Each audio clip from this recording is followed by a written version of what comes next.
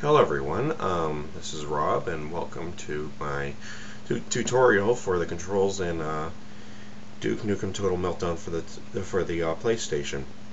I've stated many times that this is my favorite version. A large part of that is due to the controls. I find that's the best digital controls that you can get for the time. This game does have dual analog, but it's kind of screwed up and you can't really customize it at all.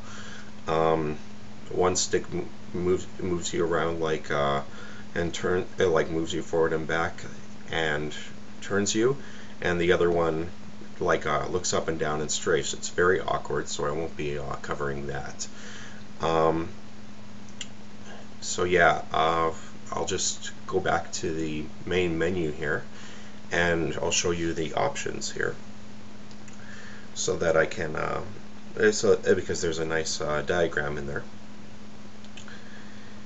So in options here we have three options first that determine how smooth the game runs. Filtering makes the game look better, but it makes it slower, so I usually have to turn it off. Same thing for shadows and frame sync. It makes some levels look better somehow, but I usually have it turned off too. The turn speed, it's really your preference, but it's normally on fast. I personally like it at medium. Now for the control layout, the two defaults, Nukem 1 and Nukem 2, are not very good control styles, and that's what most people use. They don't even try to change it. You can't strafe left and right separately here, so you can't circle strafe. And the shift button that you have does not isn't one button, it's two buttons, making it really awkward. Also, the buttons just seem totally in the wrong places. Also, this control setup does not have quick turn at all. So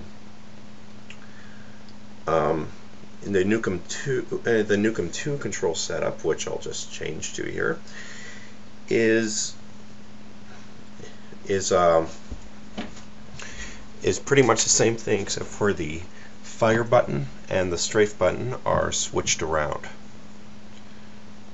So as you can see, and the one that I prefer is Doomed. It's based kind of on the Doom controls, but it's even better in my opinion.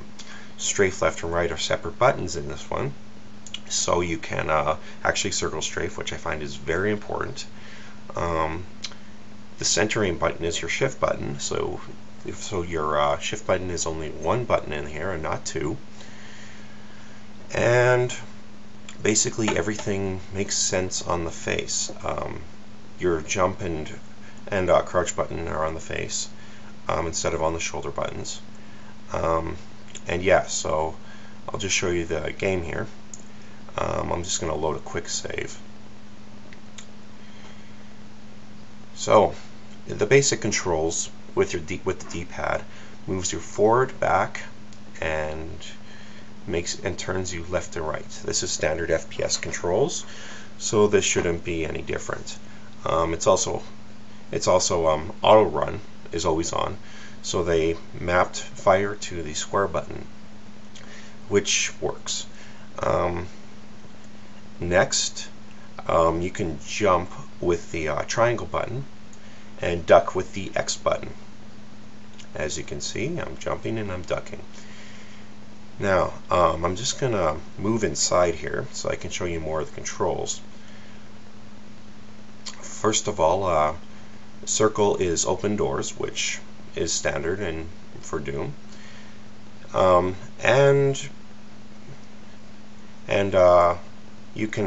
your next weapon is R2. This is very like a lot of FPS games. You can also strafe left and right separately, as I said.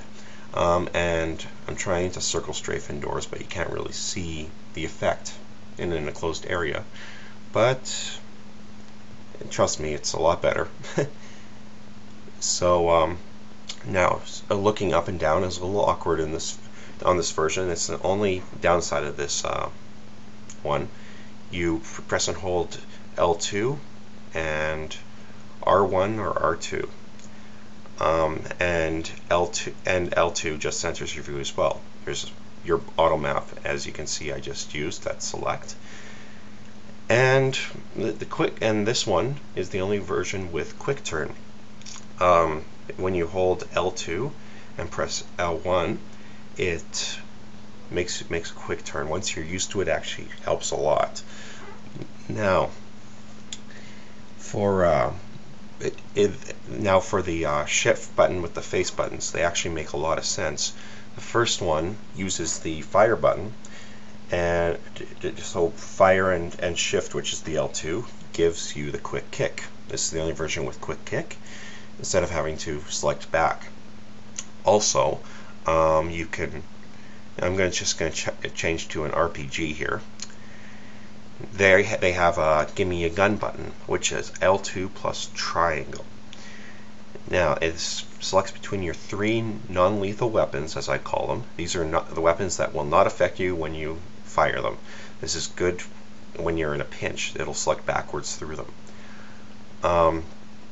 It's a bit different than having a weapon down button, but when you get used to it, it actually works a lot better. Now, the inventory in this game, you use circle with the shift button to select between the weapons, and the X button to use your items. And you can turn it off with shift and X as well. I'm just going to move out here so that you guys can see me flying around outdoors. Jump and crouch, so triangle and X, it's your flying controls, and since shift and X turns off your backpack, it makes it very nice. If you see my videos, you'll see that I move around quite fast and everything. This is very intuitive, and I highly recommend it. Thanks for watching my video.